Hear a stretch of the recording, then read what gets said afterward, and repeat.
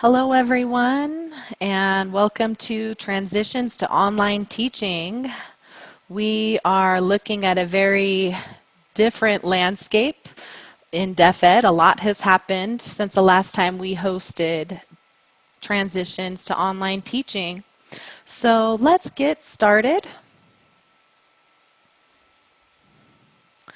First, a few guidelines here. For accessibility purposes, make sure that you are using a computer, not a mobile device, so that it'll be very easy to view. Also, make sure that your sound is on. We have interpreters here with us. We also have closed captioning. You can click and turn that on. And also, there's a new feature in Zoom where you can move the closed captioning around the screen wherever you'd like.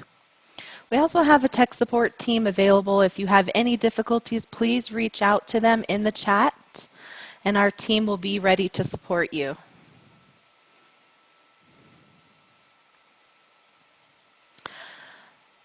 So here we have a new version of Zoom, which has some really great features.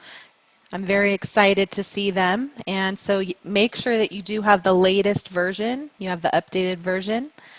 And you can watch here with the full screen. You can also adjust various different sizes of the videos so that you can have the maximum amount of viewing space. You can have a maximum amount of 4 people here whose videos you can watch. We'll also have a Q&A session later on where you'll have the opportunity to turn your video on and ask a question. And how you can do that is by clicking on the raise hand feature. Our team will recognize you, acknowledge you, and then allow you to turn your camera on as a panelist. Right now you are all attendees, and we would need to promote you as a panelist when you're ready to engage with us, and then you can turn your video on. So just make sure that your video would be ready to turn on, your sound is working. We're also recording this series, and it will be released on our website. Now for introductions, I am Brian. This is my sign name. I'm the director of CSD Learns, and I helped start this up. So if you have any questions, you can see we have a Q&A box. There's also the chat option for tech support as well. So now I'd like to introduce who the team is behind the scenes for Learns. First, starting with myself, Brian, I'm the director for CSD Learns. Let's see who else pops up and shows themselves. Hi. Hello. Hi. Hey. Hello, Hi. yay. Hi, everyone. All right, we have our graphic designer, learning, our marketing coordinator, project manager, digital media coordinator, instructional designer, everybody here. These are all the people who are working behind the scenes. They just wanted to show their faces and say hello. Bye. Jeanine, go ahead and pop up on screen.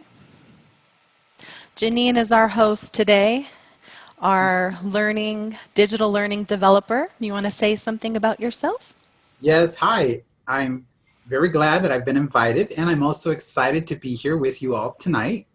I'm Jeanine Pollard. This is my sign. And it's funny, you can see a fun fact about me on the slide. And my cat might make a showing tonight. We'll see. All right. However, if we're ready, Brian? Well, Jeanine just joined our team this summer. And as we are expanding our efforts, we are so happy to have Jeanine hosting tonight's discussion. I will turn my video off and let you take it from here. Jeanine, are you ready? I sure am. Thank you, Brian. Okay, great.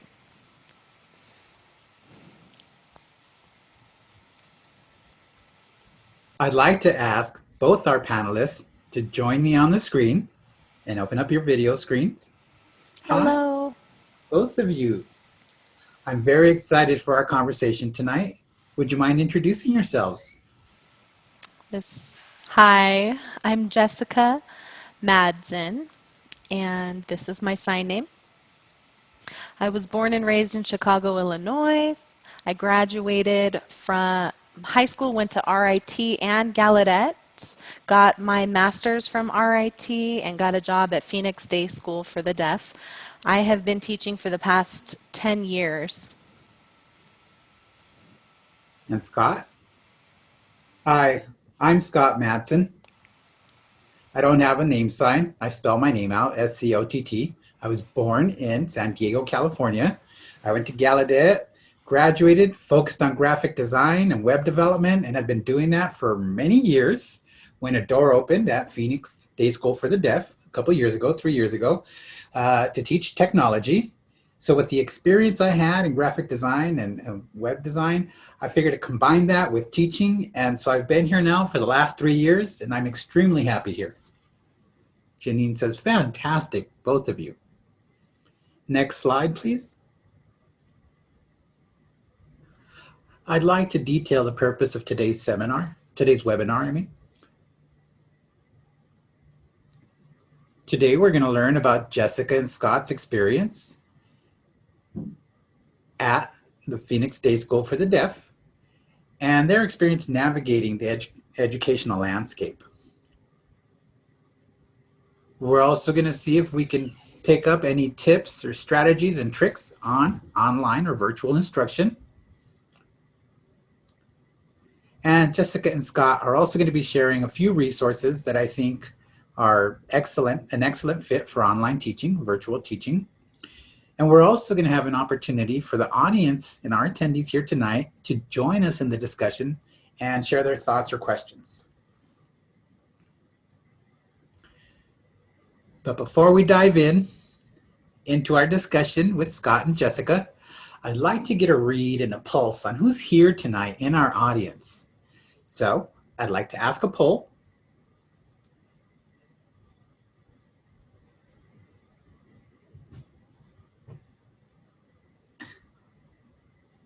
I'll assign the question. The question says, my area of focus is elementary school, middle school, high school, college, or an other setting. Now, you're not limited to just picking one multiple choice answer. You can pick as many as you like. You should see the poll question populating on your screen now. Now, while the audience is responding, I'm going to go ahead and ask Jill and Scott to answer this question. Do you mind? Yes, this is Jessica. Sure. I've taught K through 12, elementary and high school, all the way through. Scott here. I have the same experience, K through 12. I've done the whole gamut.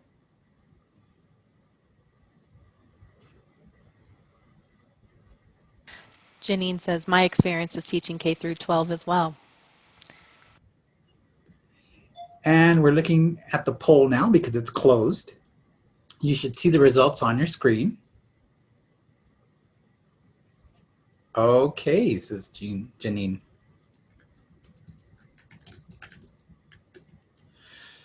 Well, I'm not too sure about my math skills at this point because adding these numbers up is hard, but I do see that most of our participants are elementary and high school teachers. A majority of you are. Okay.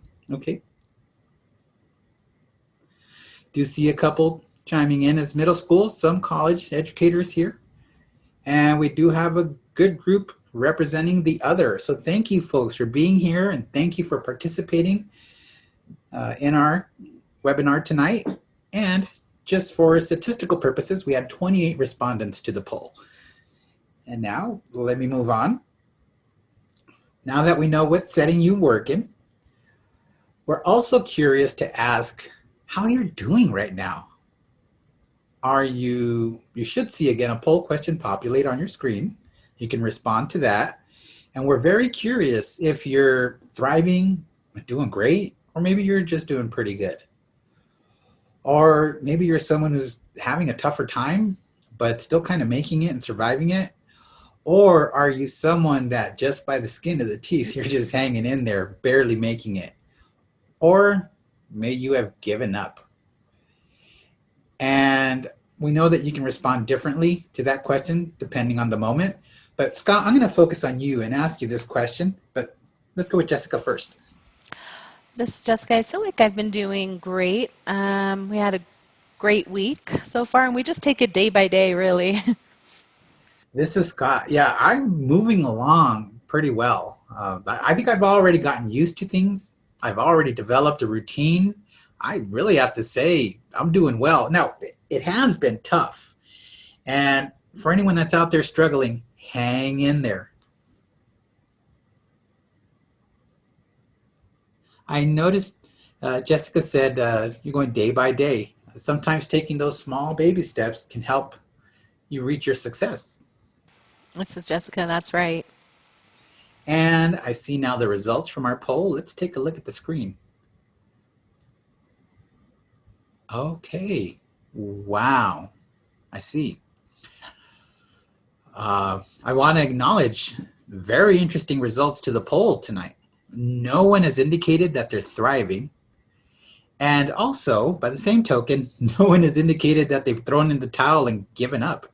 It seems like the focus here is kind of in that middle area where everyone feels it's kind of tough, but we're making it and we're surviving.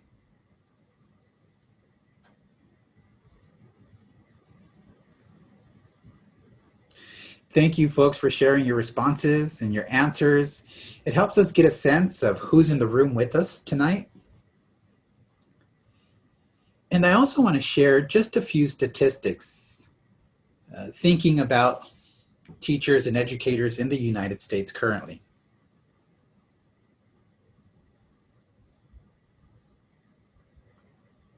There's a couple statistics you see on the slide. And again, these come from a survey to teachers. And we can see that 47% of teachers, but let me back up. This last month, 47% of teachers were thinking about changing their career field. So that meant they were thinking of leaving teaching. Teachers that have their own children under 18 expressed having serious challenges teaching from home while having children at home that also need to be taught.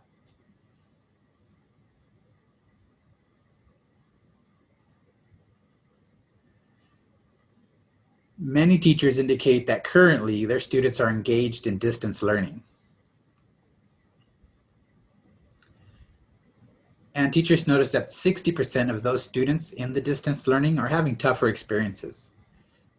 Distance learning has really highlighted some of the gaps when it comes to racial and social economic lines.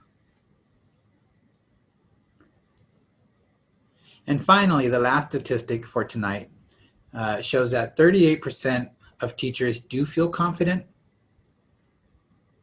providing effective instruction according to their district's plan. Now, when I saw those numbers, my first thought was, wow. Professionally right now, teachers are dealing with a lot of issues. And we're only talking about the professional life. We have an ongoing pandemic, which has impacts to health, safety, and economics. We also have police violence occurring in our nation, amongst one of the many things that we're dealing with at the moment.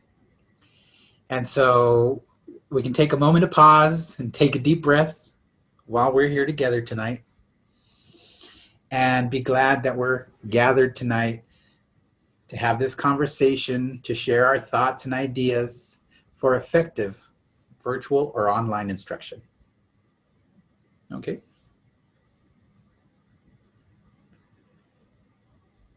Okay, Scott, Jill, I hope you're feeling ready at this point to start our conversation. I'm ready. Okay, the best way to start is for you to tell us about yourself. Scott, do you mind starting off? This is Scott. Sure, again, I'll introduce myself. I'm Scott. I'm at my third year teaching at Phoenix Day School for the Deaf.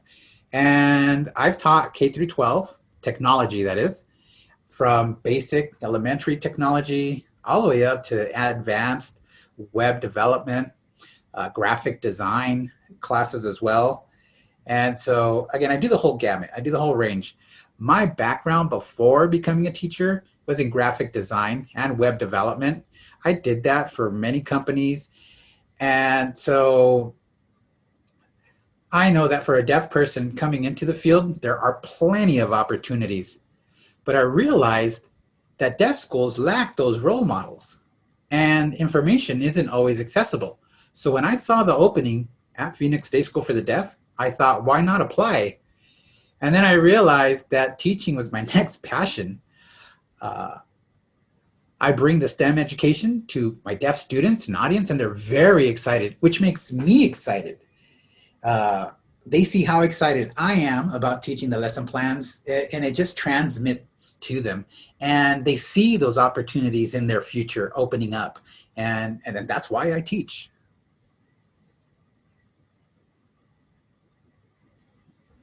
And Jessica?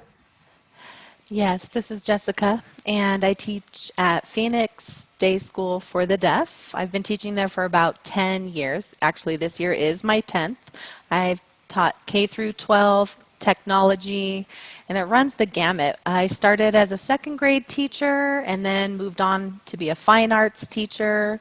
And then I was an online teacher, and then I shifted over to technology. And so I've really gotten a taste of a variety of areas of teaching during my 10 years at Phoenix Day School for the Deaf.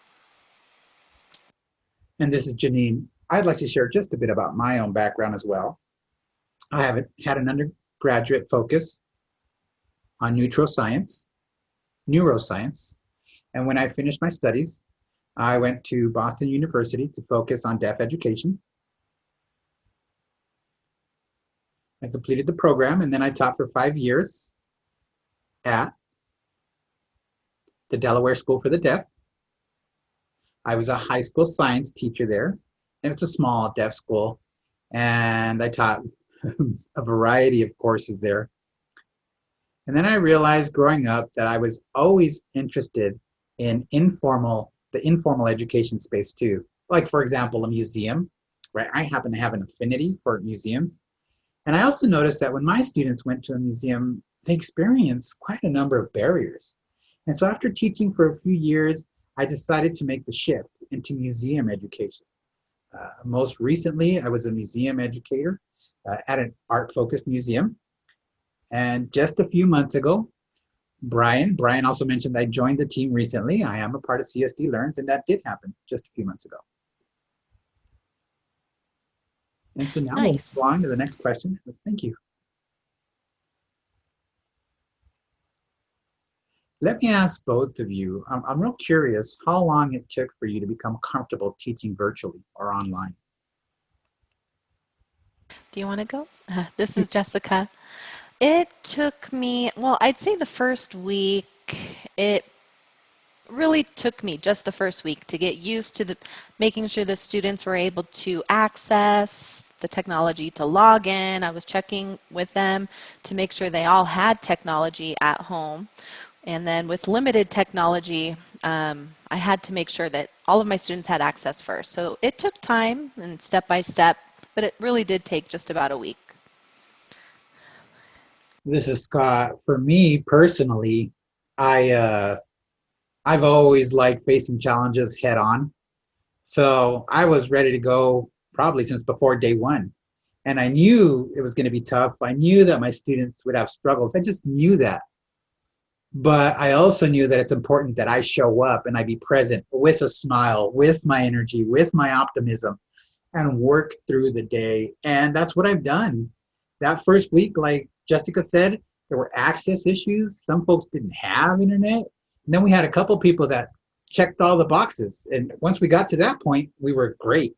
And then it was step by step, step by step. Some people, yes, they struggled.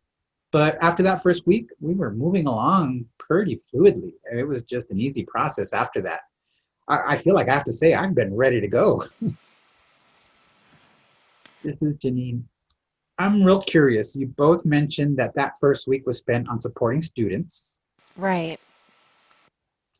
in order to help them get access first. But once that access was made, it seems like you were able to just move forward after that point. Do you mind elaborating what type of things you were supporting the students with that first week? This is Scott. Sure, I can respond to that. The first week was, well, with our school, we sent out Chromebooks to the students and iPads. So they already had Google Classroom installed. They already had Zoom installed on them. So that first week, we kept reviewing just coming into the Zoom room. It wasn't a lesson plan. It wasn't a structure. It was more like, we're here. This was the goal for you to show up. You met the goal. You sign in, you sign out. You can do this again tomorrow. So we built that routine first. And I think that was the most critical part, is that we focused on a routine, right? And also, most of our kids, they have been online since March. So a lot of those routines that they had in in-person classes, they lost. So we built up some routines for them so that they could get that sense of routine back. We still had a couple stragglers that had a tough time, right? But once we incepted the routine, we didn't deviate from the routine. We just maintained it so that the students would have an expectation and they know what to follow. This is Jessica. Yeah, and to add to that, really the most important part was just teaching the students to log in. Once I could see that they were all on Zoom, that was great. Then we could, figure out the next step. Then that led to Google Classroom and understanding getting set up on there and the assignments there. Really, that was the first week of just kind of getting a grasp and getting a handle of the technologies and the platforms. And then we went from there. This is Jeanine. I appreciate that you share that, but it's already come up a few times where we've mentioned the students needing support. And I know that when they do show up, they're excited to see your energy. They're excited to see how you treat them. And I think that does lead to student success. Really nice.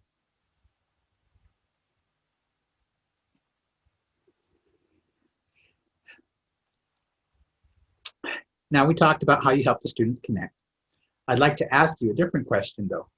How do you make effective online or virtual lessons? This is Jessica. For an effective online lesson, I use Google Classroom and Zoom to teach and model. I guide them to the assignments which are there on Google Classroom. I do everything digitally to make sure that all of my content is accessible. Sometimes I'll film myself signing. Sometimes I'll model or teach and do a screen recording. And for that, I use my Mac. ScreenFlow on my Mac, and so I'll record myself while teaching to make sure that I'm providing access on Zoom, also on Google Classroom. And this is Scott. Let me add to that, Jeanine. Accessibility is important because some students won't actually be able to show up. So whatever information is preserved online for them, we have to make accessible. Our lessons really focus on the content, right, with what we teach and our learning objectives. So with that said, we focused on using tools that we were already comfortable with and the students were already comfortable with. So personally, I built my lesson plans around the tools instead of deciding, oh, I'm going to teach this complex lesson plan using the most complex tool I can find, and then realizing that the students are going to have a struggle with that and be overwhelmed and lost potentially. If kids are lost, the teaching lesson isn't going to be completed. That's So I right. we need to focus on what both myself and the students are comfortable with. And if we can achieve a success with a particular tool, if the teaching lesson and the objectives are met, then that just moves things along.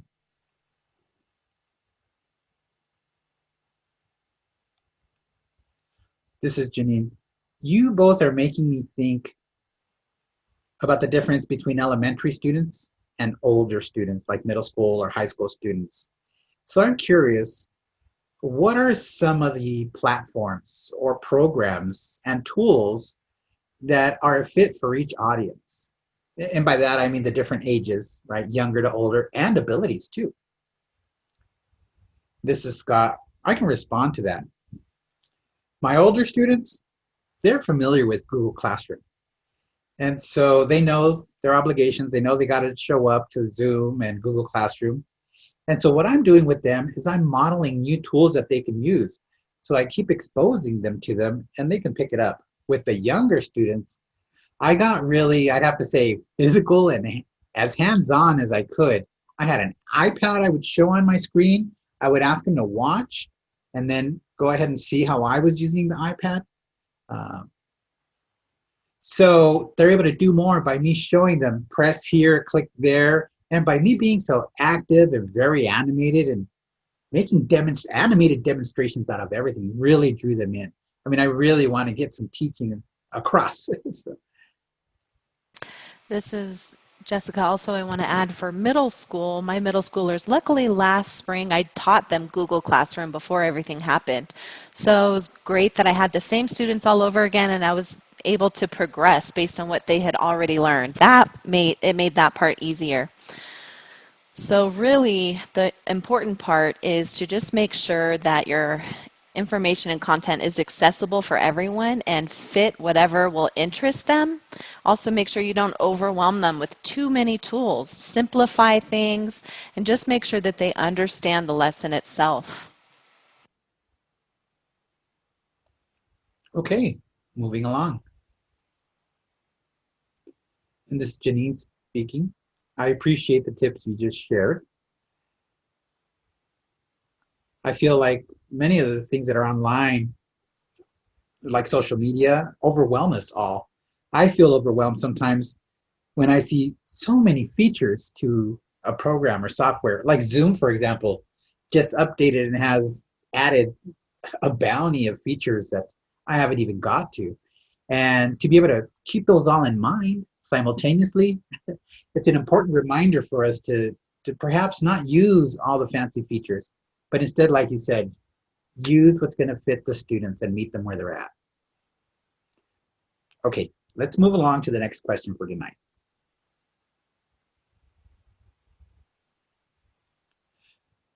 How did you build your virtual instruction skills? This is Jessica. So I set up every classroom with Google Classroom and Zoom.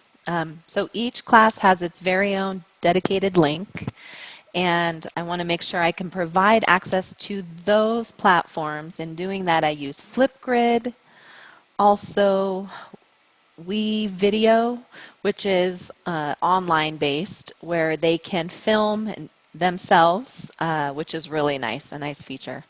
Also, I make sure that my class has everything that they need there so that they can learn. Make sure my my ASL videos are there so that they can access all the information that I teach. This is Scott. I'd like to add, when you ask about building my skills, uh, I started practicing. Teaching in a classroom versus teaching online are two completely different creatures. And I already had my physical routine, right? I will sometimes get on my desk, I sign very loudly, I'm very active. And then I realized online, I've got this little square I'm in. And so I decided to develop a routine and introduce new skills. And slowly I started adding in new skills. And honestly, it's been a bit by bit development for me. And again, what's very critical to me is that the students have the support they need. I need to be present for my students. It's not about me being the most creative and inventive teacher I am or can be.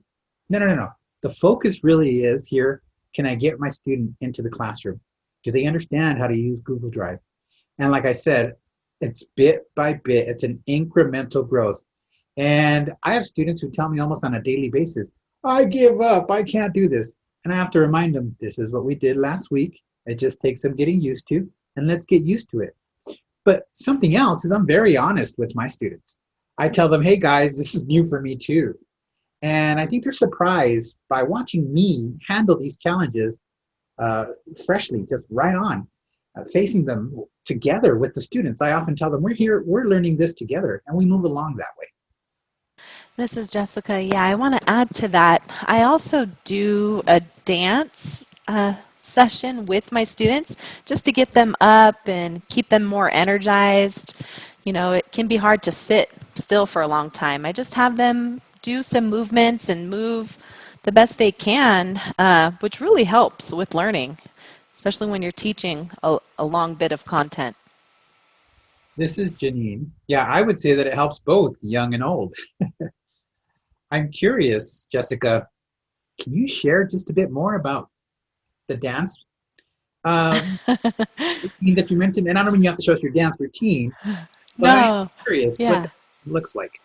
Yeah, that's fine. I can just give you an example from one of my classes. So we'll dance and say learn, learn, iPad, iPad, play, play, and I just have the kids copy my signing to get them more engaged. This is more for my elementary schoolers to get them more motivated because they're learning to use the iPad in class, and I make a kind of song and dance out of why the iPad's important for them. That's really neat, Jessica. Thank you for sharing that. You're welcome. Yeah. Sure. We'll move on to the next question now. And so let's focus and think about some of the barriers that you might have experienced in the classroom so far. How do you best serve your students when this happens? This is Scott. Jeanine, let me respond to this. At our school, we have some students who have a low bandwidth for their internet connection. Some have hotspots, and so that creates a huge barrier for those students. We have to make sure that our lessons, or really whatever we're doing, is accessible on the smallest bandwidth possible. That way, everyone can have a shared experience, because otherwise it becomes unfair. It's unfair for students to miss out on opportunities because they don't have a great internet connection. And so we have to accommodate that. Sometimes with those students that don't have a great connection, they will show up with me and we'll have an individual session so that I can explain the lesson plan to them, and then they turn off their Zoom. That way the resources don't spread out. They go, complete an assignment, and then they come back to my Zoom class and I check in with them and see how things went. Some students are able to stay connected to Zoom and do the lesson plan at the same time. But again, depending on the internet bandwidth, it can be a big challenge. This is Jessica Wright. I have to say, same situation that Scott laid out. Sometimes I'll have a student that maybe doesn't show up for class. I have to strategize and reach out to the parent and make sure that they can connect. I'll also film myself, in Google Classroom, and I'll hope that they can do their homework still, following along with the video that I record of myself. So both with Zoom and the recordings, I provide access in different ways, because sometimes the student, the parent can't sit with their child at the time that I'm teaching, and they need that flexibility, to be able to do the work over the weekend if they need to. I have to keep in mind that parents are working as well, and be considerate of that fact. This is Ginny. Yeah, the barriers. Oh, Scott, did you have a comment? This is Scott. Right. Yeah, this is something that came to mind. Student engagement is quite a challenge. Some students, you ask them and they say, sure, have my full attention. And then you have other students that are laid in bed in a dark room, and they talk about how much they hate and despise the online educational experience. But in the classroom, it'd be the other way around, because they don't thrive online, they thrive in a physical space. And so things are flipped like that. And I'm having to try my best to draw them into the classroom and get them engaged again. And I have to keep checking in and say, hey, what's up? Are things okay with you? And so I realize that the students are just watching at a screen. They're just looking at a screen. But they also understand that I'm the same person that I was in the classroom. And I understand that they're the same person. And even though they're different now, I've got to find a way to pull them in. And that's been a big challenge. This is Jeanine. Yeah, sometimes I start thinking about how personally, when you have someone, I mean, like, for example, your teacher is showing up in your house. This is a completely different experience that might be beneficial to some students, and that actually might trigger them to learn better. Whereas other students, they might not be in the environment that they want their teacher invited into. And so it's a different fit for each student. Yeah, yep. And I don't remember who mentioned it. Jessica, it might have been you. When sometimes there's just no relatives, there's no one there to provide support to the student. And you said you've developed uh, a list of other things students can do. Do you mind telling us how you do that blended instruction? Uh, you can do some on the video, but then you said you do some asynchronous instruction that happens at different times. This is Jessica. Well, yes, I'll do both. So I teach my students that show up for class, but sometimes they're not able to work on the work themselves, and so their parent is there to support them sometimes over the weekend. So I'll make another video of me signing the lesson again, and I'll put that up on Google Classroom just as another method. So I provide both synchronous and asynchronous instruction. And if the student isn't there, then I have that resource there on Google Classroom as well, so they can look back and see what they missed. Is that clear? Yes, it is. Thank you, Jessica, for clearing that up.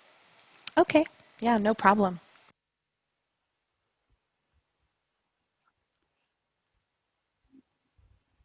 Now I know that we have a long list of questions that we can ask,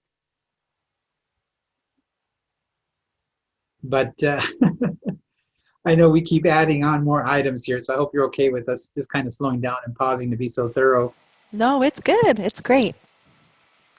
Yeah, I was thinking about that in asking this next question. I realize you've already touched upon it. The question is, how do you build relationships with your students? But in this environment, can you tell me how you maintain that relationship and how you keep a strong bond with them? I can speak to that. This is Jessica. Building relationship with your students is so important, especially with COVID. I engage with social and emotional learning, SEL. That is such a crucial part that I embed in my teaching. I want to make sure that my students are doing okay. I check in with them every day.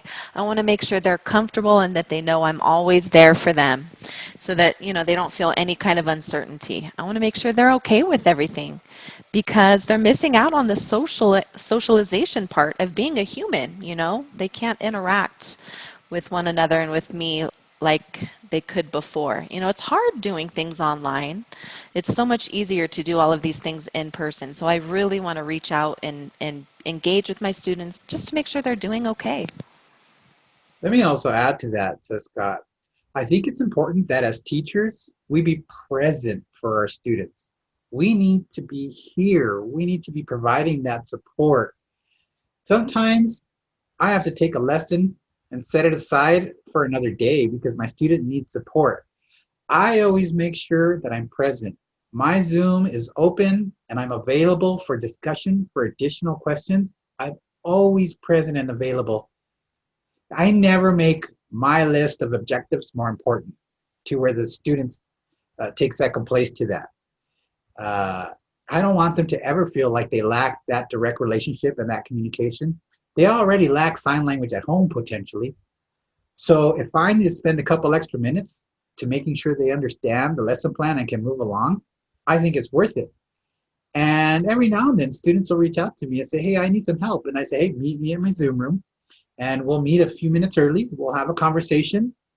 And sometimes I know the perfect person to bring in to have them check in with the student because they're a perfect fit to the situation. But again, that goes back to being present. I'm present and here for my students. That's why we teach. That's why we teach. We're here for our students.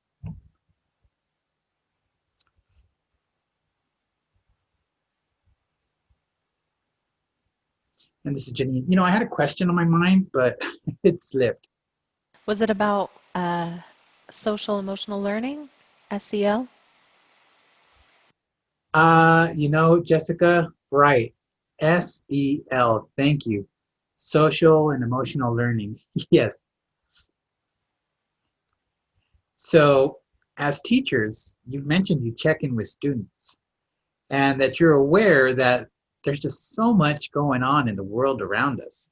So I'm curious of how you can interact with the students, how you can check in, get them to check in with each other, how do you get them to support their peers or develop a network? This is Jessica. I typically open my Zoom and I'll check in with everyone. We'll all talk with one another. Everyone can talk about how they're feeling.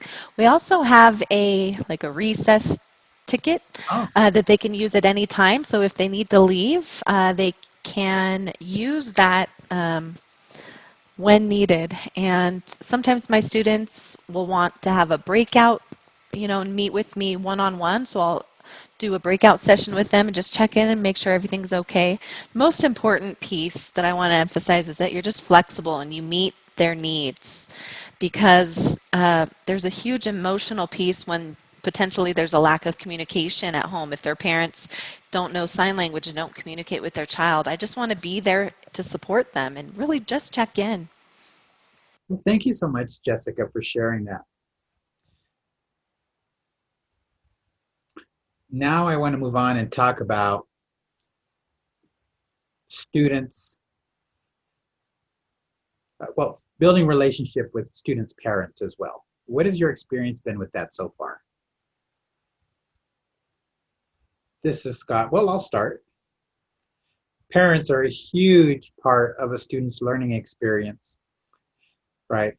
Whether they're in the classroom or at home. I enjoy having the parent there. Like Jessica said, uh, when we do have a class, the students have their parents there, and we can either sign, speak, or chat. Again, we have to make our communication accessible to the parents as well, uh, because the parents are in a way, well, we teach both the student and the parents the specific technology tools. Now, depending on how well the parents can provide support to their child, that's why I focus on the teaching. But I do start with the students first, and then I'll spend a couple minutes or seconds, depending on how much of an issue the student's having, and I'll educate them so that they can support their child in the struggle. And I'm happy to say I have some parents that sit right at the side of their child, and that's amazing to have them there. Uh, some parents I even invite to the Google Classroom so they can take a look at the lesson plan, and I show them where the work is located so they can see it. I tell parents quite often I'm available for communication. I will call them on a VP or what other ways we need to communicate. Typically, teachers reach out to parents when students are in trouble, but I'm indicating to them that no, that's not the only reason I want to reach out to you. Reach out to me when you want to talk. I'm not only here when things go negative, I'm here when things are positive as well. Or if you're confused as to how to use a feature or how to use software, right? And I tell them, don't ever feel bad. I want them to feel good about reaching out to me and having that communication, because parents are struggling at the moment too. Parents are having to stay at home too, and they're now working with their child and trying to get their child to receive their education. And so really, our service is to both. This is Jessica. You're so right. We have to support the child and the parents equally. They're equally important. And so developing a relationship with the parents is important. That's the first step. So I'll reach out to them, and right, we can call on the video phone, or have a Zoom session. It's so important, and I understand parents are working too at the same time. That's why I want to provide access at different times through Google Classroom to make sure that they're aware of what's happening. And I also make my announcements in Google Classroom so the parent can keep a lookout for that for their child as well. This is Jeanine speaking. I have a friend who's also a teacher, and she said one of the unique, well, I don't even know how to say this. She said actually the silver lining right now is that many students are willing to try the new technology and they're excelling. They're learning rather quickly, but it might be the parents that are behind and a little slower in picking up Hmm. skills. And so this friend of mine says she's now seeing the interaction between students and parents' comments are changing in regard to their students. It's just another way to support students' learning and giving them the opportunity to feel like experts, where they're able to teach their parents how to use the tools. And it's cool to hear that from other teachers. This is Scott. Yeah, let me also add to that. I think it's a unique experience for everyone involved in teaching, students and parents both. I'm sure the parents are probably realizing, okay, well, what are my kids learning? Typically, they don't have that opportunity because their kids are at a school and kids aren't going to come home and share their homework with mom and dad. They just get it done and put it in the backpack. But now parents at home are having an opportunity to see what the lesson plan is live, to see what they're learning. Maybe even if they don't sign or do sign, pick up some new signs. Maybe even start signing with their student because they see their student in the Zoom classroom speaking sign language. So I think it's nice that folks are having a fresh taste of life. Uh, right? How many kids do you imagine can tell their parents, "This is what I learned at school today, mom and dad"? That's not the way things work out in life. However, if parents just happen to walk by and see a science lesson plan or a math plan lesson on the computer screen, that draws their attention. And like you just mentioned, Jeanine, this is a situation where a lot of the kids have become the experts and they're teaching the grown-ups something instead of the other way around, the way it's always been. And Right. that's a trick, a trick that I use all my time in class. I tell the students, I ask them to teach me something. And I say, no, no, no, no, you teach me this now. And then I'll sit back, I'll have the whole class watch a student teach. I think it's a great tool to use as a check-in. And you can even tell the students, hey, teach your parents how to use this. I think it's really neat to see this experience cause more conversations at home, and hopefully a good shift will come out of this for deaf education. Yeah.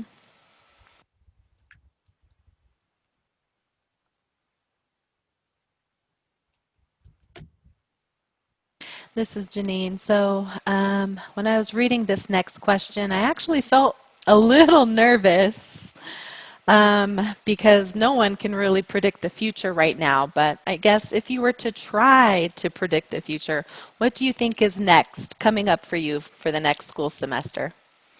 This is Jessica. We actually have a bi-weekly session, or 2 more weeks. We're supposed to possibly find out soon if we're going to remain online or go back to school in person. So we'll wait and see. We don't know yet.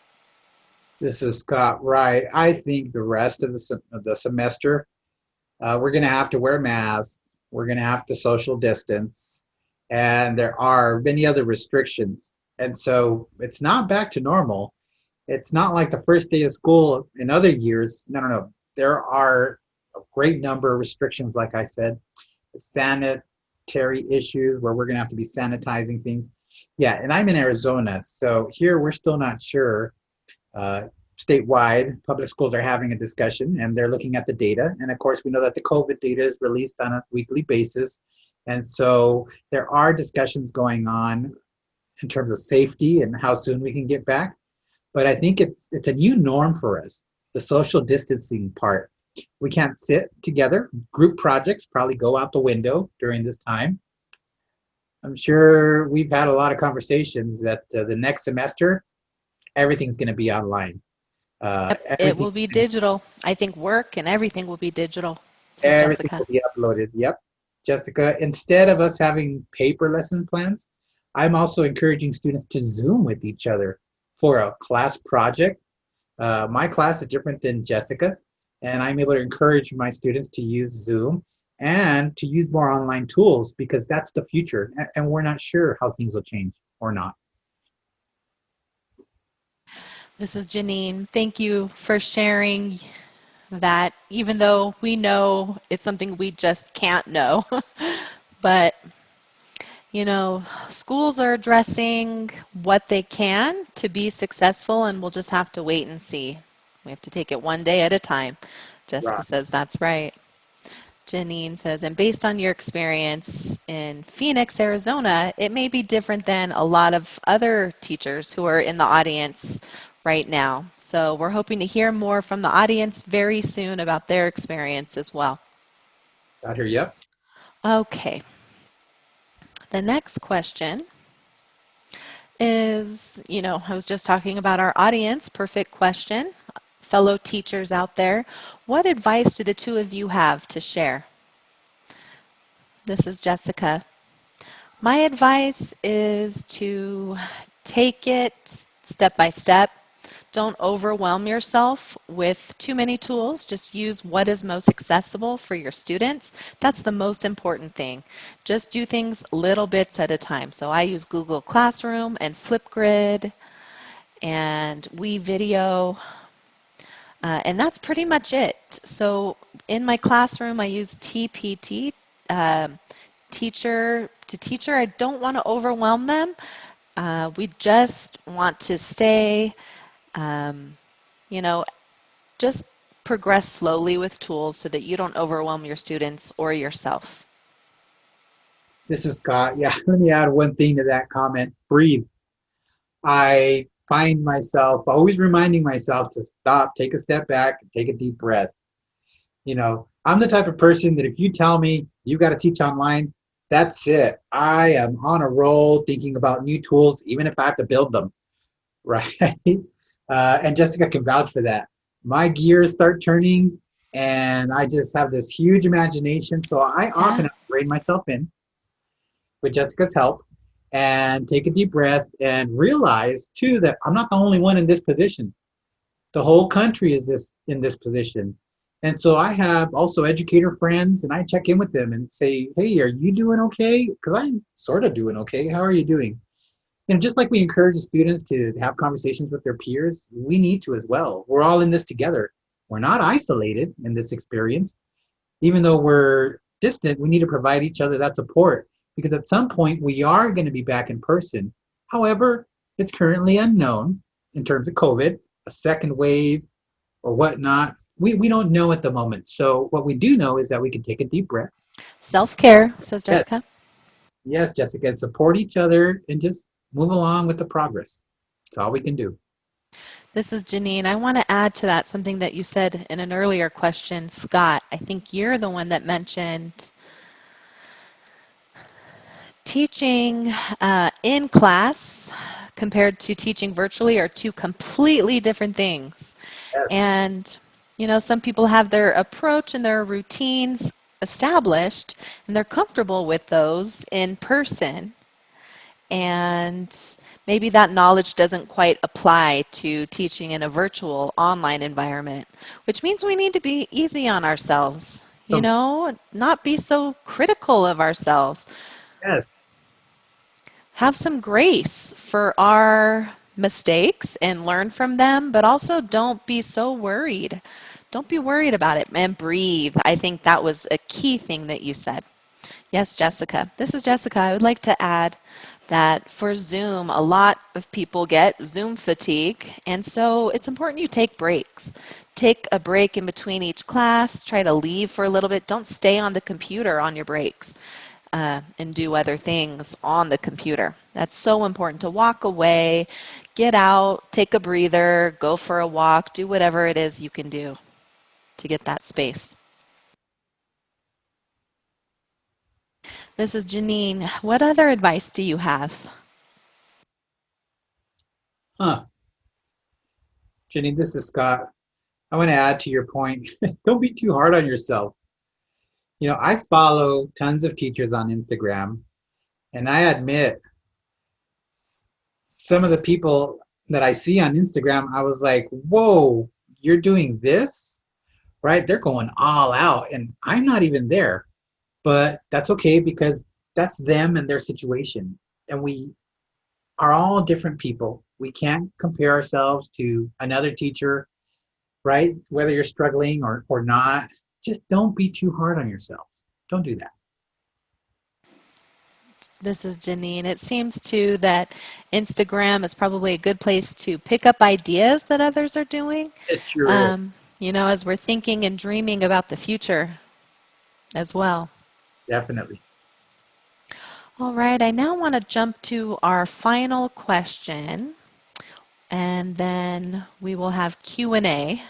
So this is a fun question. We'll have the audience participate as well. So please, audience, you can go ahead and answer this question as well in the chat box and share your experience at the same time that we're asking Jessica and Scott to share their answer. So the fun question is, what is the weirdest thing you've seen on camera during instruction? And I have to say I'm a little afraid of your answer, but go ahead and share. Yeah, let me start. This is Scott. I've had a couple things happen, but why you see me laughing, I'm laughing really pronounced because I had something happen this morning, right? I jumped into a Zoom class, elementary class. I jumped right in, and there were 4 students in the class. I saw them, and then I thought, where's the other one? I looked over, and they were dancing in the background with their dog. I mean, they were still in view of the camera, and they were dancing, and that made me laugh. It was a second grader just dancing along, and I thought, right, what else do you do when you're in second grade, right? And that gave me a moment to have a breather. And then I called them over. They came and sat, and I asked this student, hey, does your dog want to learn something new? And then I started teaching to the dog. But it was such an innocent moment, and it just really struck me, and it got me into a good vibe, made me chuckle. I had a great day. Janine says, that is so cute. I'm wondering, oh, Jessica, do you have any stories to share? Jessica says, no, not really. I don't have any weird things that I've seen. Everything is pretty normal. I mean, just, students who don't realize where the camera is and their face is really close to the camera. And we say, you got to back up so we can see your face and not just your forehead. This is Janine. I'll share some of the comments that I'm seeing in the chat now. One teacher commented that their student's cat will jump up in front of the camera. And another teacher or panelist is sharing, oh, it looks like teachers have set up a wacky hat day where Cool. everyone wears a wacky hat, a fun hat. Um, okay. I think we have one more slide with some resources. And Jessica and Scott, if you don't mind, can you touch on some of these resources and fill us in a little bit about them? This is, go ahead, Jeff. This is Jessica. Yes, I'll explain 2 of them that I mentioned earlier. One is WeVideo. It's a website that I use that's used for students and teachers to be able to film themselves and edit them. You can use your lessons on there and also your recess tickets. It's really nice. I recommend you check it out. You just have to sign in and you'll see everything that's available there. A lot of students don't have a Chromebook and so they don't have an editing tool. For example, I have an editing class that I teach with my virtual class, and so WeVideo is a really good website that I use. Another resource is Flipgrid, which is good for answering questions or these recess tickets again. Students can also film themselves signing their answers in ASL. Some people like Flipgrid because you can add emojis and kind of doctor it up and decorate it the way you like. It's pretty nice. Another two referred to as TPT, Teachers Pay Teachers. I think a lot of teachers here are familiar with. It's free, well, not free, but it's a lesson multi-space for various subjects of all sorts. And what's really cool about it is that some teachers need a lesson plan and they're not sure how to digitize their lesson plan. So you can get lesson plans here that already include the information on the tools and resources. Screencastify is another program for screen recording. And so I use that. For example, I will have slides that I can present and video myself, and it shows up at the same time. Again, you just have to add the webcam to the slides.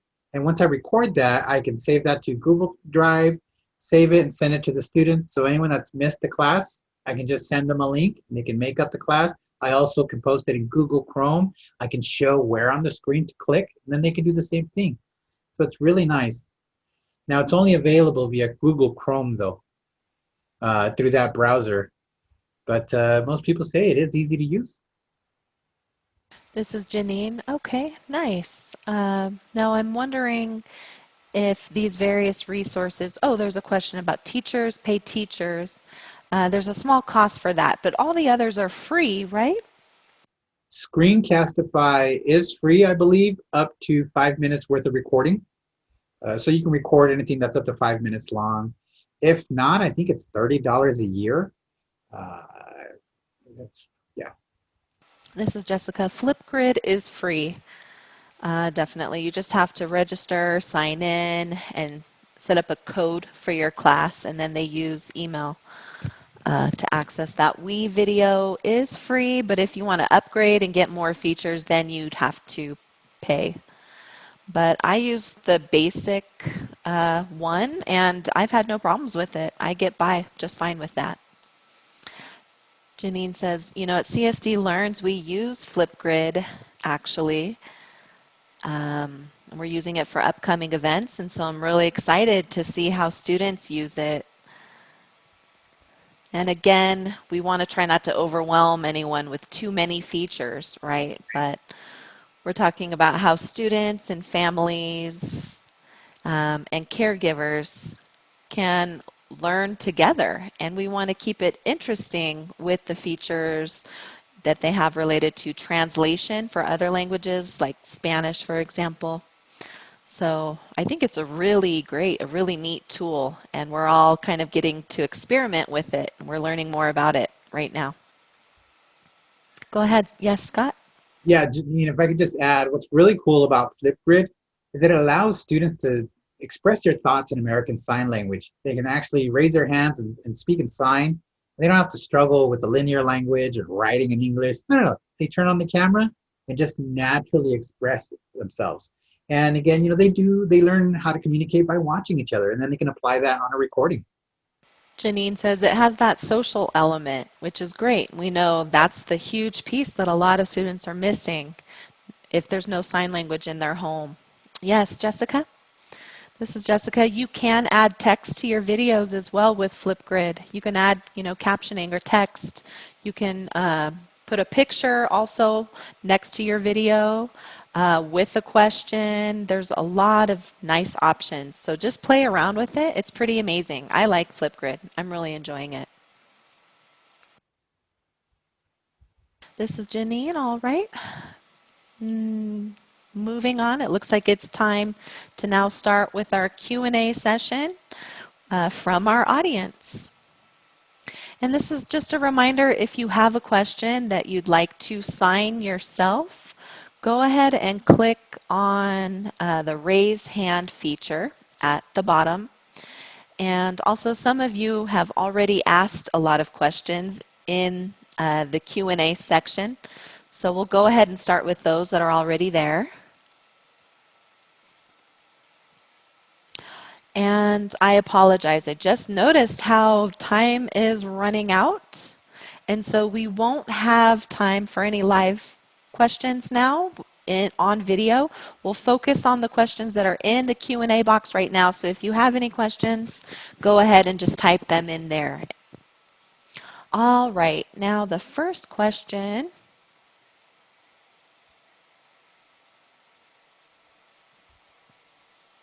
This question is from Nancy Little. Nancy is wondering if there's any suggestions for strategies in making online learning more accessible for students who are deaf and also on the autism spectrum. And any specific examples that you engage your students who may need more sensory input.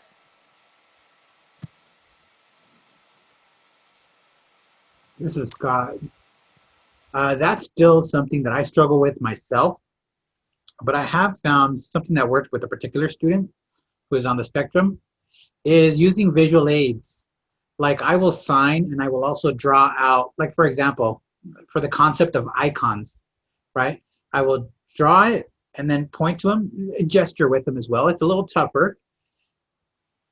and then to try to get them to do a screen share with me so that I could point those things out. It's a long, drawn out process and it's tough. And I'm actually learning how to work through that myself as well. This is Jessica. Same here. Jeanine says, I would say for our audience, if anyone has any ideas or tips related to that question, you can go ahead and type the answer in the chat box as well and share your experience. All right, the next question from Dana Leonardo. Are there specific or certain people that you follow or use frequently on Teachers Pay Teachers? This is Jessica. Scott and I really have the same answer here. As technology teachers, we follow Brittany Washburn. We follow her and her work for technical advice.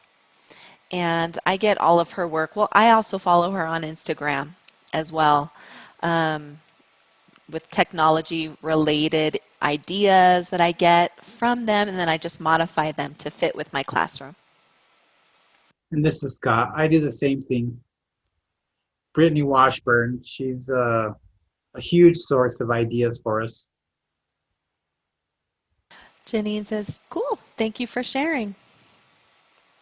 All right, the next question, it's anonymous, but it's asking if you both would mind sharing the platforms and websites and interactive tools that you both use. I think actually we have already talked about a few, but are there any other platforms or tools that you want to add to the list as far as something that we can jot down and share with our participants later as well? Jessica says, so the 4 tools we've already mentioned we use the most, but also I don't want to overwhelm everyone, but I also use Gimkit for questions, asking the kids questions in a more entertaining way. It's like Kahoot. You know, if those of you have used Kahoot, it's very similar. Scott uses that while I use the Get option because you can win money and so-called money. And if they learn the week's lesson, there's questions that they can answer that are multiple choice, and they can all compete with one another in how many questions they answer correct. So it's fun. Janine says also there's an additional answer. Karen Wilson says another platform is Seesaw that Right. she uses in her classroom. And another one that I'm not familiar with, Miss Bergen. Miss Bergen, Sign Me Up. It's called Sign Me Up. Miss Bergen, Sign Me Up. Okay. So here are some other great options, it looks like. Thank you, Karen. This is Scott. Jeanine, let me ask another one. Let me add another one, excuse the interpreter. A Remind app. The Remind app is something you can use to communicate with your students. So many students are just used to their phone, right? So instead of having to use a text number, you can use the Remind app. You have a student sign up as a classroom, and then you can send reminders and communicate via the Remind app. And it keeps you in touch. It's really nice for sending out reminders, though. Janine is saying clarification on my most recent comment. Sign Me Up is related to Teachers Pay Teachers. Okay, got it. It's the same platform. Jessica says, yeah, thank you. Definitely, I'll check that out. Thank you for sharing, Karen. This is Scott. Yeah, we'll be checking that out. Janine says another comment from Vicki Joy Sullivan. Okay, it looks like Vicki mentioned that after a week, it took about a week for you to get used to virtual learning. And is that 5 classes a week? What does your schedule look like, if you could explain? Yeah, this is Scott. Our schedule is a 6-period schedule, so I teach 6 classes a day for 4 days a week. And again, 6 classes a day, 4 days a week. That's pretty much our schedule, and it's a class rotation. throughout the week. This is Jeanine. Okay, one more follow-up question from Vicki as well. Regarding students' attention span, what is the ideal length of a virtual lesson? This Oh, is Jessica. Well, really it depends.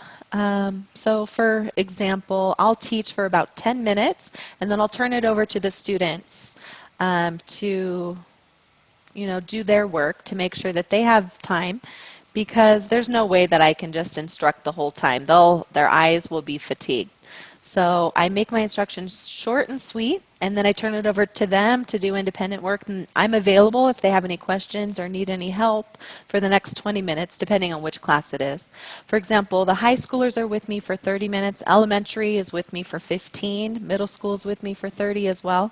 So it varies in the length of time. And I teach K through 12 at those different lengths. this is Scott. Yeah, I also want to add, typically 10 minutes seems the optimum. It's a good amount of time, and that might even be pushing it. You want to keep things lively and exciting. With the younger students, I'm very animated, but for that 10, 15 minutes, I keep it up, and then again, I free them up so that they can work on their own and do some independent work. I check in with them. Now, with the high school students, I also do 10 minutes, but I leave my room open. Everyone else turns off their video cameras, they focus on their work, and if they have a question, then they'll open up their video camera. And since I'm there already, we just start conversing and have a discussion.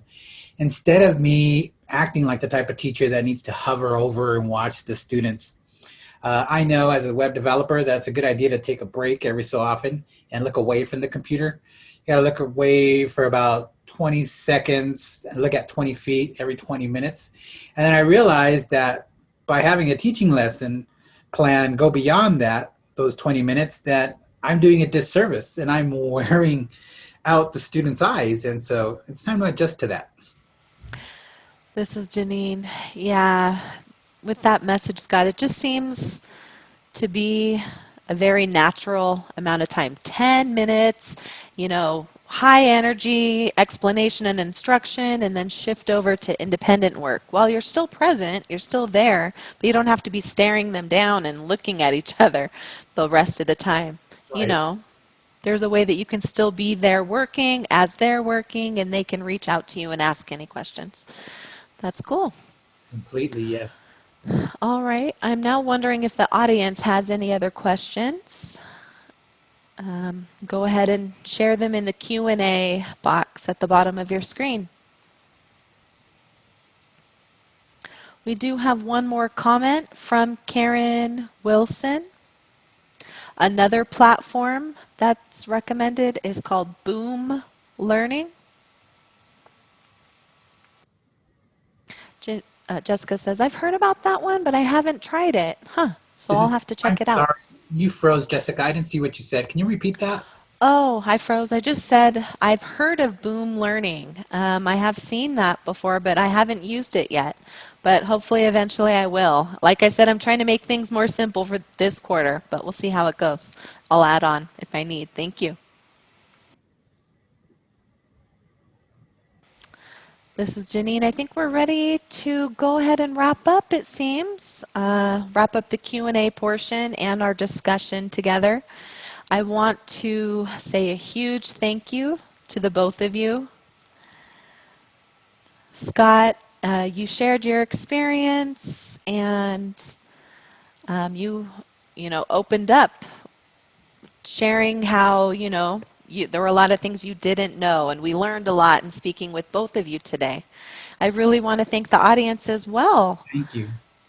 You Thank know, as we know, there's so much going on, and it's nice that we made this time and space to learn with one another, and that's really appreciated.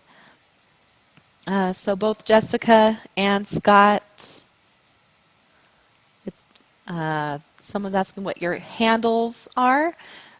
So we have them up here on the slide, and so you can find them on Instagram and maybe continue the discussion.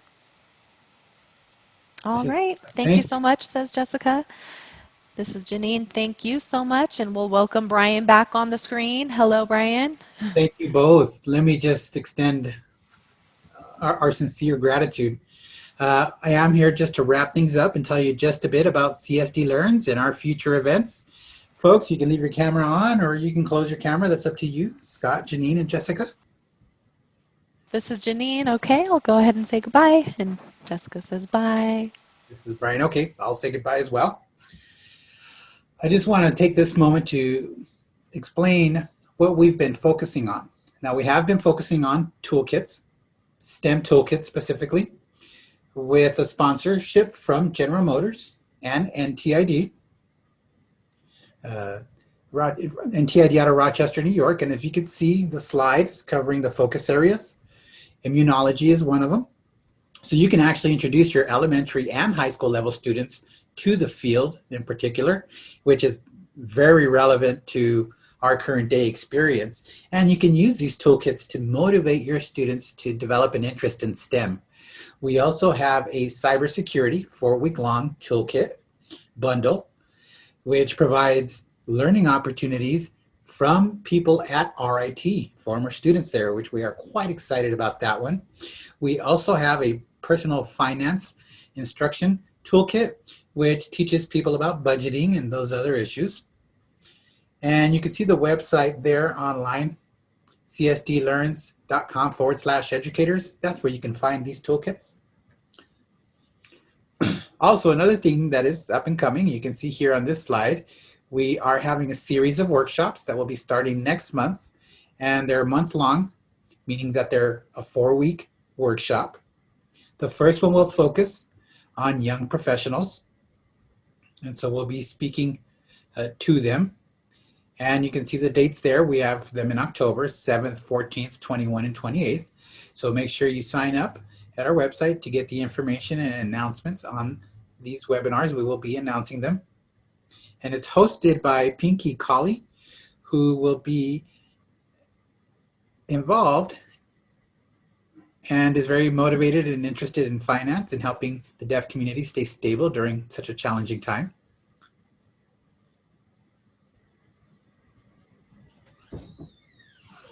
Another webinar series that we will be offering, which is more focused towards educators. The one I just mentioned is for the community at large. And this one is our 3rd year that actually focuses on educators and personal finance. And we'll be discussing what resources are available for educators because they can be challenging to find. So we've done the work of amassing all those resources. We have 2 fantastic hosts for that event, which is Todd Bonejo and Mary Ellen Graham. And they were both glad to be hosts, and we'll have a panel and resources that we can share on how folks you can best educate your students from K-2 through 12 and beyond. Now, I have a quote to share with you folks today, an inspirational quote that allows us to recognize our work in our toolkits. This came out from the founders of Girls Who Code. You can see we have the citation there. And we found this quote to be very inspirational. And again, this is from Reshma Saujani, founder of Girls Who Code. And finally, please fill out our survey. We are also still looking for role models so that we can film remotely through a remote studio that we just installed. So we do have that. And we're looking for people to film for our STEM toolkit. So if you know anyone, any good role models that we can spotlight within the community so that the students have someone that they can identify with, please refer that person to us. Also, please take a look at our social media, Facebook, Instagram posts for further information. And we do want to know your thoughts on what we've been doing and how we've been doing so far. Again, I'm Brian Milburn, Director of CSD Learns, and I'd like to thank you for being here with us tonight. I'd also like to thank our panelists, especially Jeanine, for helping out and taking on the host role. Amazing job tonight. Thank you all. And with that, I'll say goodbye. Our webinar is over. Folks, have a good evening.